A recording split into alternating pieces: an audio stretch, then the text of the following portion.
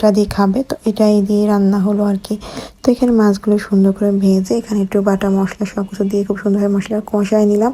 আর এখন গরমের টানে এইসব তরকারি কিন্তু বেশ ভালো লাগে না, কচুরমুখী দিয়ে যে কোনো মাছ দিয়ে কিন্তু বেশ ভালো লাগে। বাসাতে সবাই আছে বলে একটু আনন্দ, সবাই চলে গেলে একদম ভালো লাগবে না, বাসাটা একদম ফাঁকা হয়ে যাবে। তখন রুটিনটা একদম চেঞ্জ হয়ে যাবে, যেহেতু আমরা থাকবো 2-3 জন, শুধু তাদের জন্যই রান্না বান্না করব। আর বাবুকে বেশি বেশি টাইম দিব।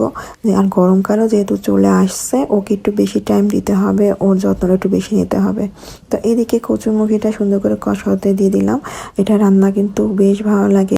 আমার আবার সব কিছু খাওয়ার অভ্যাস আছে, কোনো কিছুর বাদ নেই যেটা আমি খাই না, কিন্তু মাঝে মাঝে আমার অ্যালার্জির কারণে আমি কিছু খাবার আমাকে অ্যাভয়েড করতে হয়। আর যেহেতু চিংড়ি মাছের কথা তো আমি আগেই বললাম, ওটা আমার এখনও খাওয়া হয়নি, যেহেতু বাবুর এখনও 18 মাস শেষ হয়নি। তো ওইটা হয়ে গেলে আমি ভাবছি ওইটাও খাবো, যেহেতু চিংড়ি মাছের প্রতি আমার অন্যরকম একটা দুর্বলতা। তো কচুমুখী দিয়ে একবার চিংড়ি মাছটা অবশ্যই আমি